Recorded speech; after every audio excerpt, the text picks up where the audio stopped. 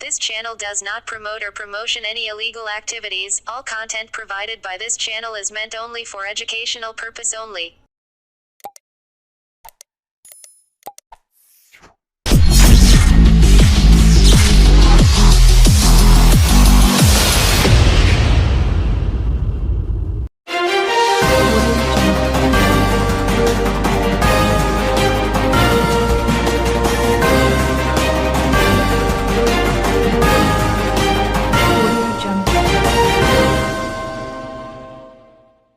রাষ্ট্রপতি ভবনে প্রধানমন্ত্রী নরেন্দ্র মোদীর সভাপতিত্বে গতকাল নীতি আয়োগের বৈঠক থেকে ওয়াকআউট করেন মুখ্যমন্ত্রী মমতা বন্দ্যোপাধ্যায়। বৈঠক শেষ হওয়ার আগেই বেরিয়ে এসে মুখ্যমন্ত্রী বলেন, আমাকে 5 মিনিটও বলতে দেওয়া হয়নি। মাইক বন্ধ করে আমাকে অপমান করা হয়েছে। বিরোধী জোট ইন্ডিয়া 7 জন মুখ্যমন্ত্রী কেন্দ্রীয় বাজেটে বঞ্চনার অভিযোগ তুলে বৈঠক বয়কট করলেও বাংলার মুখ্যমন্ত্রী মমতা বন্দ্যোপাধ্যায় গতকাল সকালে রায়সিনায় হাজির হয়েছিলেন।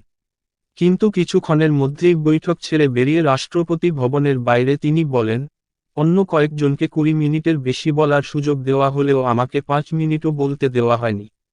তার আগেই মাইক বন্ধ করে দেওয়া হয়। এই বঞ্চনার প্রতিবাদে আমি বৈঠক ছেড়ে চলে এসেছি। অন্ধ্রপ্রদেশের মুখ্যমন্ত্রী চন্দ্রবাবু নাইডু 20 মিনিট বলার সুযোগ পেয়েছেন বলে জানান মমতা। তার দাবি, অসমের মুখ্যমন্ত্রী হিমন্ত বিশ্ব শর্মা, গোয়ার মুখ্যমন্ত্রী প্রমোদ সাওয়ন্ত, ছত্তিশগড়ের মুখ্যমন্ত্রী বিষ্ণুদেও সাইও বলায় যথেষ্ট সুযোগ পেয়েছেন। তার মাইক বন্ধের ঘটনাকে সরাসরি অপমান বলেও চিহ্নিত করেছেন মুখ্যমন্ত্রী। তিনি বলেন, বিরোধীদের মধ্যে একমাত্র আমিই বৈঠকে হাজির ছিলাম, কিন্তু বলতে দেওয়া হলো না। আমি আরও কিছু বলতে চেয়েছিলাম, কিন্তু তার আগেই মাইক বন্ধ করে অপমান করা হলো। গতকাল দিল্লিতে নীতি আয়োগ বৈঠকে বাংলাকে বঞ্চনার কথা বলতেই বাংলার মুখ্যমন্ত্রী মমতা বন্দ্যোপাধ্যায় মাইক বন্ধ করে কণ্ঠরোধ ও কেন্দ্রীয় বাজেটে বাংলাকে বঞ্চনার প্রতি কেন্দ্রীয় সরকারের এই ঘৃণ্য কর্মের প্রতিবাদে আজ চুঁচুড়া ঘড়িরমোড় থেকে চুঁচুড়া বিধানসভা তৃণমূল কংগ্রেস কমিটির পক্ষ থেকে এক প্রতিবাদ মিছিল আয়োজিত হল। এই প্রতিবাদ মিছিলে উপস্থিত ছিলেন চুঁচুড়ার বিধায়ক অসিত মজুমদার সহ চুঁচুড়া বিধানসভার তৃণমূল কংগ্রেসের পৌরসভা, ব্লক ও পঞ্চায়েতের নেতৃত্ববৃন্দরা।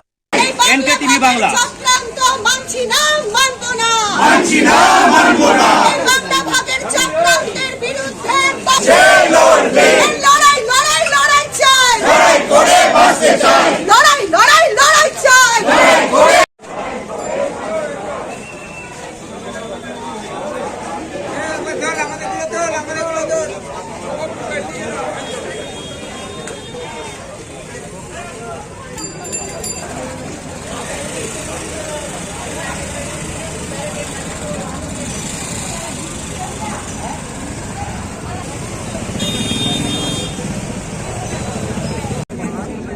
শুনুন, নীতি আয়োগের মিটিংয়ে 3-4 মিনিটের মধ্যে মমতা ব্যানার্জির মাইক বন্ধ করে দেওয়া হয়েছে। এটা বাংলার অপমান, বাংলাকে অপমান, বাংলার অপমান, বাংলাকে অপমান আমরা বরদাস্ত করব না।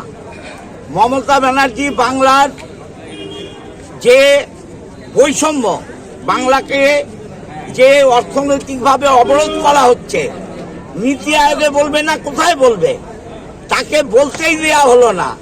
তার মানে বাংলার বঞ্চনা ওরা করবেই। তার বিরুদ্ধে আজকে তৃণমূল কংগ্রেস রাস্তায়।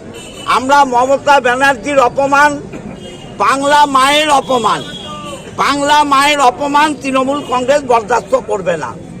আর বাংলাকে ভাগ করার চক্রান্ত চলছে, এটা বিজেপির পুরনো খেলা। বাংলাকে ভাগত আমরা দিচ্ছি না, রক্তের বিনিময়ে লড়বো, রক্তের বিনিময়ে লুটবো। বাংলা ভাগ কোনোভাবেই হতে দেওয়া যাবে না। বিজেপি ভাবছে বাংলাকে ভাগ করবে। বাংলা ভাগ হলে বাংলায় রক্তক্ষয়ী সংগ্রাম হবে। তার জন্য বিজেপি যেন তৈরি থাকে। এরা বাংলা বিদ্বেষী, এরা বাংলায় বাস করে বাঙালি হয়ে বাঙালি সর্বনাশ করছে, বাংলা সর্বনাশ করছে। আমরা তার বিরুদ্ধে রাস্তায় নেমেছি মানুষের আশীর্বাদ পাওয়ার জন্য। বিজেপি বলছে, বিজেপি অনেক কথা বলে, মমতা ব্যানার্জি বলার জন্যই দিল্লি গেছেন। মমতা ব্যানার্জি নীতি আয়োগে বলবেন বলেই তার হাজারো কাজ ছেড়ে দিল্লি গেছেন। এটা বিজেপি চক্রান্ত। মমতা ব্যানার্জিকে না বলতে দিয়ে বাংলার কণ্ঠরোধ করা যাবে না। বাংলায় প্রতিনিয়ত সন্ত্রাসের নাটক করছে, সন্ত্রাস করছে। অতএব এই সুস্থ বাংলাকে অসুস্থ করার চক্রান্ত করছে।